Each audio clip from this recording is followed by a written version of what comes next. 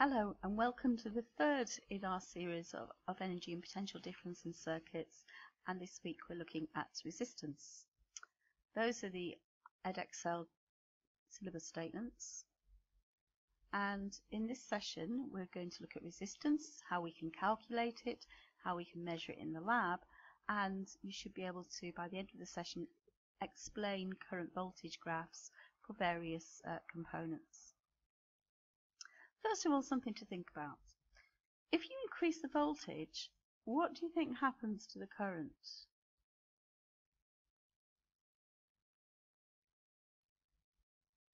Well, of course it will increase, but how much it increases depends on how easy it is for the charges to flow through the circuit. Excuse me.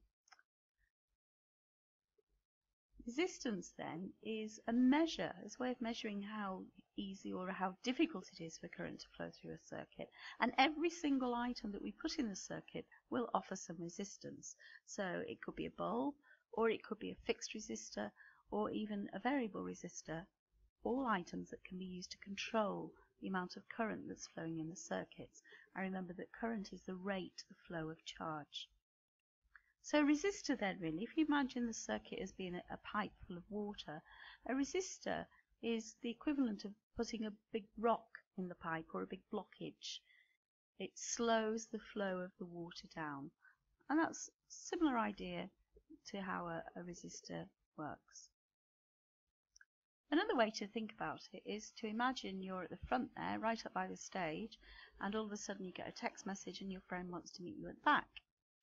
So you need to fight your way through that crowd, and the more people there are, the more collisions you're going to make as you're pushing your way through, the slower your progress is going to be, and you will lose energy. And it will be true to say also that if half the crowd disappeared and went away, then you would find it much easier to go and meet your friend, and you'd move much faster. And this is exactly the same with resistance. The more resistance a material or component offers, then the slower current flows for a given voltage. Now on to thinking about which factors do we think affect resistance to current. Well, the first one is the type of material or metal that you use. And the very best one, or one of the better ones to use, would be silver, but that is very expensive. So we use copper in wiring. The thickness of the wire also has an effect, which we'll discuss at a later time. Thinner wires in general have a higher resistance. That's because if you imagine trying to get down a narrow corridor full of people coming the other way, then it's going to be more difficult than if there is more room in the corridor for the people to get past each other. The length of the wire, obviously the longer the corridor that you're moving down, the longer it's going to take you to get down there, so that will slow down your progress. And also the temperature. If a wire gets hot, the lattice ions are vibrating faster, the electrons are moving, and there's more collisions, and kinetic energy of the electrons is lost in heat. So if we want to increase the current, then we need to increase the voltage or do something that will decrease the resistance, such as choose a better material that offers less resistance, or look at the thickness of the wire or the length of the wire. So here is our basic resistance equation, often referred to as Ohm's law, that says that resistance is the potential difference divided by the current. So obviously we measure potential difference in volts, given the symbol V, and I is a symbol for current, and R here is being used for resistance. We usually write that, or quite often write that, as volts, or potential difference, is equal to the current times the resistance. And there at the bottom you can see that resistance itself is measured in ohms, given the Greek symbol omega. This is because it's named after Gregor Ohm, the physicist that worked out how resistance worked. So here we've got the first of 3 questions. As usual, pause the presentation until you work out the question and then check your answer. Okay, so hope you've done that. There is your answer.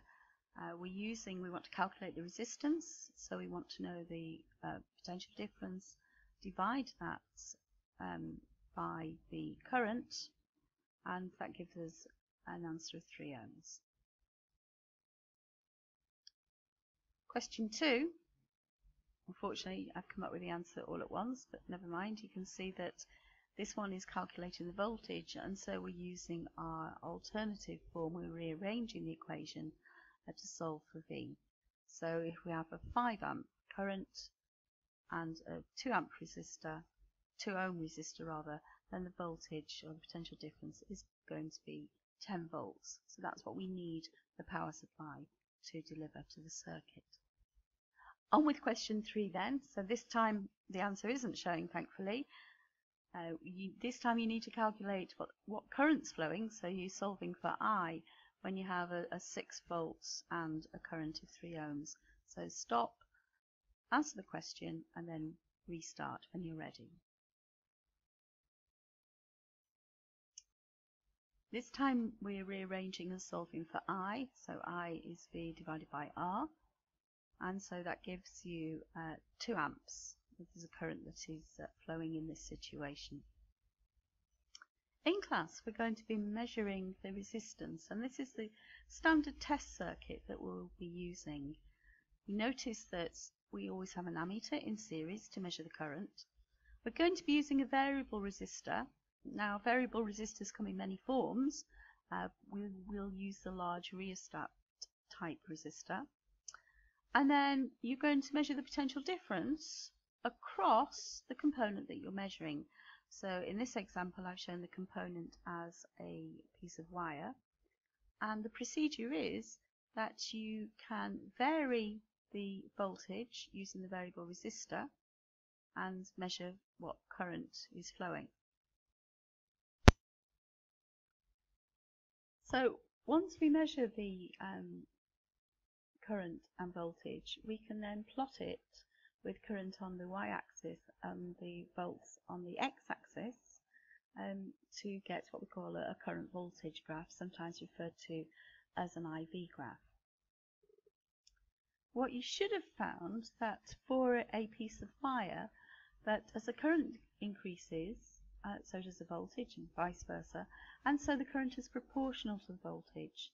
For each pair of values that you measure, you can calculate the resistance by using the equation R is V divided by I, and you should have a fairly steady constant value of the resistance for each pair. If we plot them on a graph, the results, you will find that the steeper the line then, the lower the resistance. But this is only true, it's proportionality. You've got proportionality because you've got a straight line graph going through the origin. This is only true if the temperature is kept constant.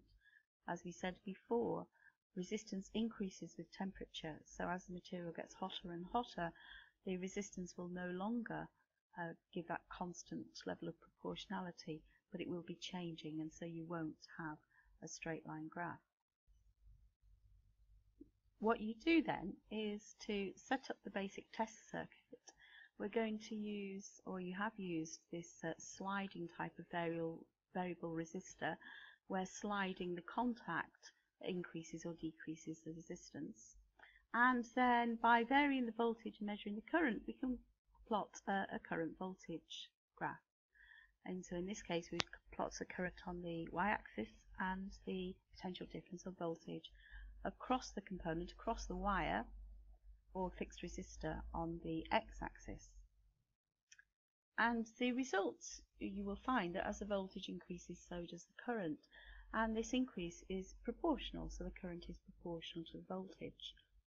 If you calculate the resistance for each pair of values of current and voltage that you get, then you should find that, give or take, each pair of values will average out to give you a same value of resistance.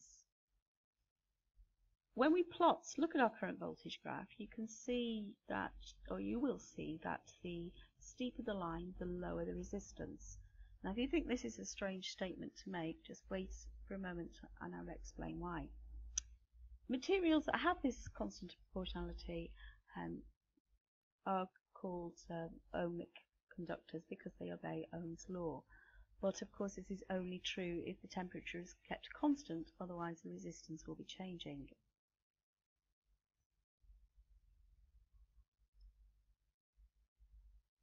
Okay, so let's have a look at what is happening.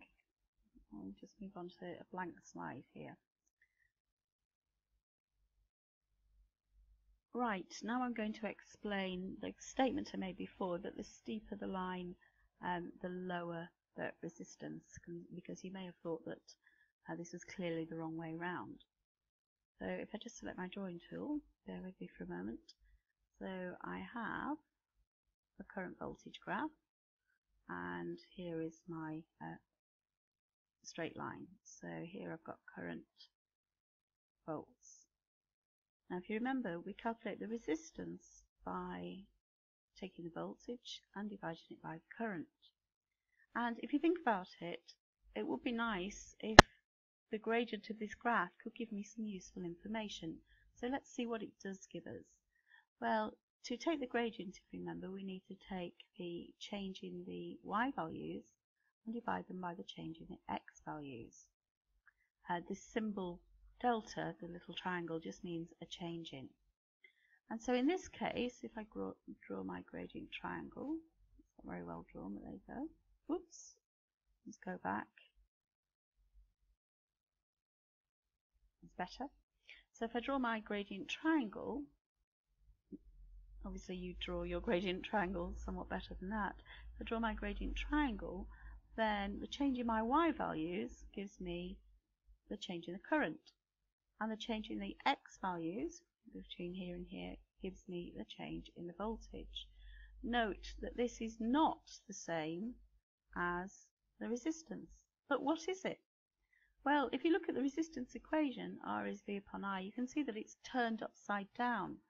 So this will give me the inverse, or the reciprocal, of the resistance equation. So 1 over R is given by I over V, and so if you have a value for I over V, then you can use a calculator to take the reciprocal and calculate R from the graph. So that is why the steeper the line, the lower is the gradient, because the gradient is actually 1 over the resistance.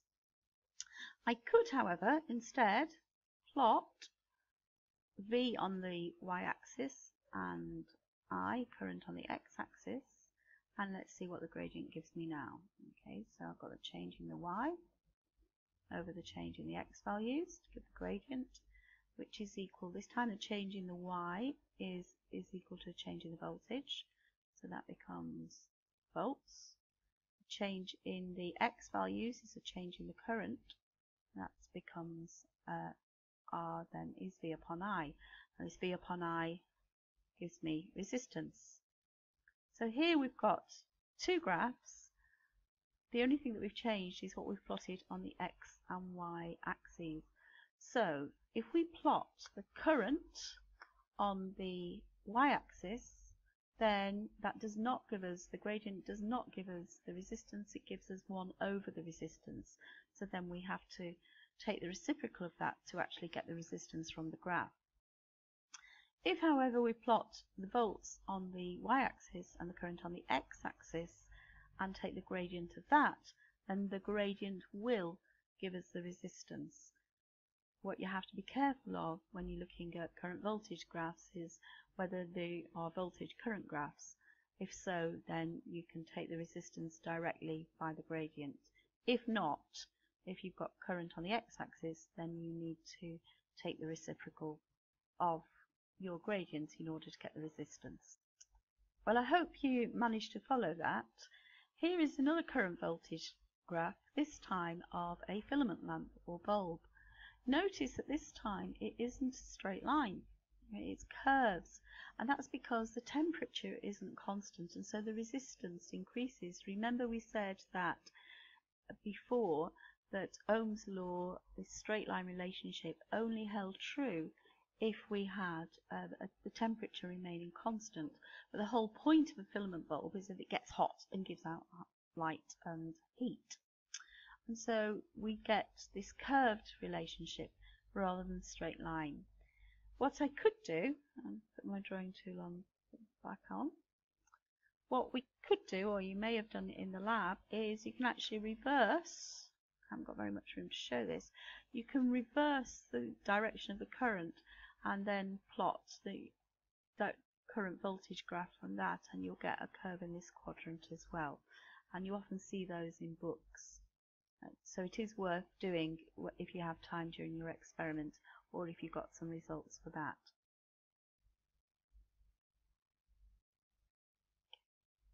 Now on to other resistors that we use in circuits. So we're going to look at a diode, sometimes called a semiconductor diode, an LED, an LDR, and something called the thermistor. The diode is a very important component because it only allows current, it's like a one-way street, it only allows current to flow in one direction. And when you draw the circuit diagram, and here is the circuit symbol, then that shows the direction that conventional current flows, remember, from positive to negative, and you put that in the circuit to show which way the current is allowed to flow. If we look at the current voltage graph here, and you can see that I have reversed, and I've got some measurements here, you can see that in this direction, when the current's flowing in this direction, then virtually no current at all can flow. Once the current is flowing in this direction, it takes a little while until we have a big enough voltage. This is called a threshold value, and then the current will suddenly shoot up at a given voltage. These are very, very useful components. If you want to control the direction that current flows in, then what you need to have is a diode that will only allow current to flow in that direction.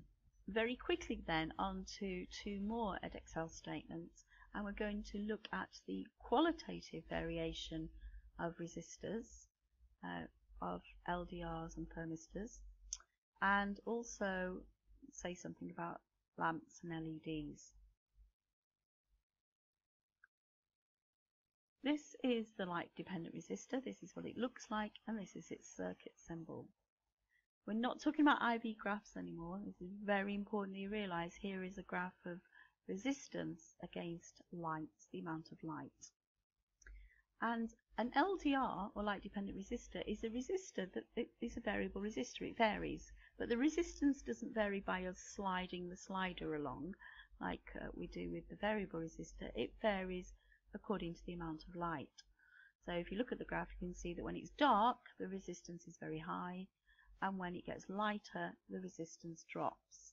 And LDRs are very useful in circuits where you want to be able to turn lights on and off as the lighting conditions outside change, for example with automatic lights. A light emitting diode, this is another diode, and this lights up when current passes through it, and we just use it to show that current is flowing. So if you put a lamp or bulb in a circuit, you can see that current is flowing.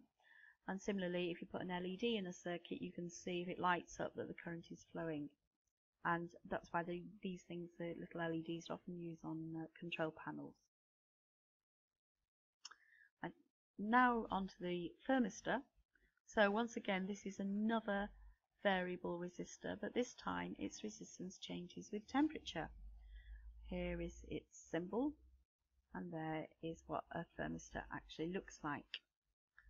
Once again, this is a resistance against temperature graph, and you can see that when it's cool, then the resistance is very high. So as the temperature increases, the resistance goes down. Or you could think about it that when it's hot, it's not got a high resistance. So that's an easy way to remember that relationship.